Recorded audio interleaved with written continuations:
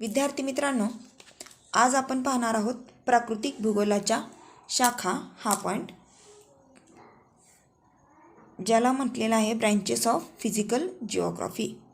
इथं तुम्ही पाहू शकता की मी सगळ्या प्राकृतिक भूगोलाच्या या ठिकाणी शाखा ह्या लिहिलेल्या आहेत, ज्यामध्ये खगोलशास्त्र, भूगर्भशास्त्र, सागरशास्त्र, भूरूपशास्त्र, वातावरणशास्त्र, हवामानशास्त्र, मृदाशास्त्र, खनिजशास्त्र, जलशास्त्र, जीवशास्त्र आणि जीवशास्त्राच्या परत ज्या उपशाखा पडलेल्या आहेत त्यामध्ये वनस्पतीशास्त्र आणि प्राणीशास्त्र यांचंच इंग्लिशमध्ये नावसुद्धा मी या ठिकाणी लिहिलेलं आहे. बघा, astrology, geology, oceanography, geomorphology, metrology, climatology, pedology, mineralogy, hydrology, biology, botany, zoology. आता जर आपण पाहिलं या ठिकाणी तर या शाखा पाहत असताना तुमच्या लक्षात येईल की या बऱ्याच शाखा ह्या सायन्स या विद्याशाखेच्या अंडर आपण शिकत असताना तुम्हाला दिसून येईल.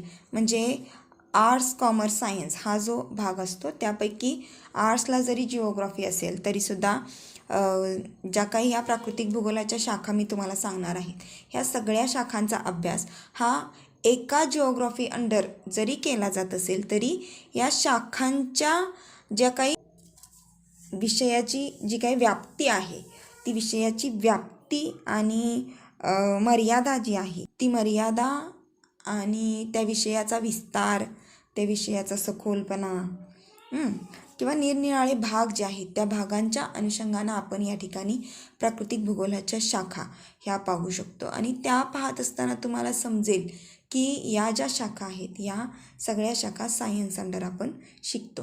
म्हणजे लक्षात घ्या की जिओग्राफी ही एक पर्टिक्युलर शाखा नाही आहे. जिओग्राफी हा सगळ्या घटकांचा एकत्रित अभ्यास करणारं शास्त्र आहे, ज्याला भूगोलशास्त्र असं म्हटलेलं आहे.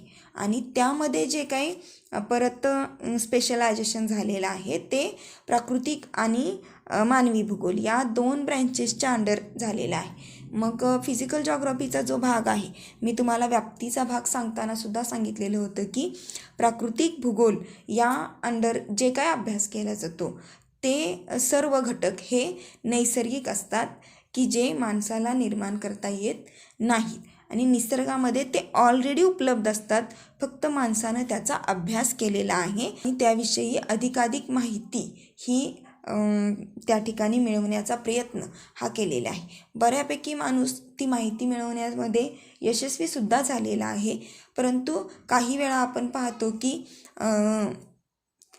काही विशिष्ट अशी घटक आहेत पृथ्वीवरती किंवा काही विशिष्ट असे ठिकाणं आहेत अपवादात्मक की ज्या ठिकाणची माहिती ही माणसाच्या आवाकाच्या पलीकडची आहे, तरीही माणूस प्रयत्न हा करतच राहतोय.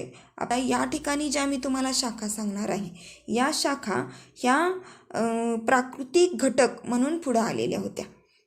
ज्यावेळी त्यांचा एक शाखा म्हणून अभ्यास केला जाऊ लागला त्यावेळी त्याचा विस्तार वाढत गेला, त्यावेळी त्याची व्याप्ती वाढत गेली, त्याची सखोलता वाढत गेली आणि त्याचा असणारा संबंध हा सामाजिक, आर्थिक आणि नैसर्गिक, पर्यावरणीय वगैरे या सगळ्या घटकांशी लावला जाऊ लागला. आणि त्या पद्धतीनं मग मानव हितासाठी त्या गोष्टी कशा पद्धतीनं वापरात येऊ शकतात याचासुद्धा अभ्यास हा त्या ठिकाणी केला जाऊ लागला. अनेक विषय एकत्रित अभ्यासले गेले जाऊ लागले आणि त्यामुळं काय झालं की जिओग्राफी या शब्दाचं क्षेत्र खूप जास्त वाढलं आणि म्हणून त्याचं स्पेशलायझेशन झालं. दोन ब्रँचेस जिओग्राफीच्या मेन झाल्या, एक प्राकृतिक भूगोल, दुसरी मानवी भूगोल. त्यापैकी प्राकृतिक भूगोलाच्या शाखा ह्या आपण या ठिकाणी पाहणार आहोत.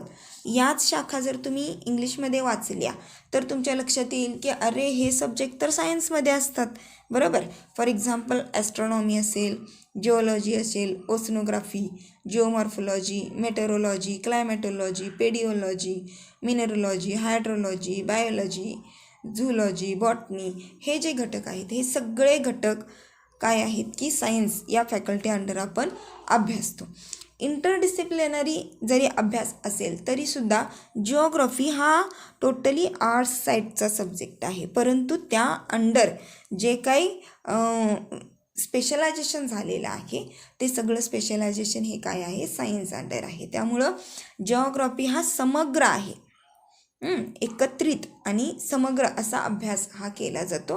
आणि इथं जे काही व्हॅरिएशन केलेलं आहे ते स्पेशल विशिष्ट अशा पद्धतीने केलं जातं. म्हणजे आपण म्हणतो ना की डॉक्टर व्हायचं आहे, परंतु एकच डॉक्टर सगळ्या आजारांचा उपचार करत नाही. आपला जर कान दुखत असेल तर आपल्याला नाक कान घसा या डॉक्टरकडे जावं लागतं, बरोबर. त्याच्यानंतर डोळ्यांचा वेगळा डॉक्टर, मेंदूचा वेगळा डॉक्टर, बरोबर. असे वेगवेगळे म्हणजे जसं माणसाच्या अवयवांचे व्हॅरिएशन आहे त्या पद्धतीनं डॉक्टर आहेत, तसं आपण समजूया की इथं निसर्गामध्ये सुद्धा वेगवेगळे घटक आहेत. त्या प्रत्येक घटकाचा एक विशिष्ट असा अभ्यास केला गेलेला आहे आणि त्या अनुषंगाने या शाखा ह्या पडलेल्या आपल्याला दिसून येतात. तर तुमच्या लक्षात आलं असेल की प्राकृतिक भूगोल व्याप्ती पाहिली आणि आता शाखा प्राकृतिक भूगोलाच्या नेमक्या कोणकोणत्या आहेत.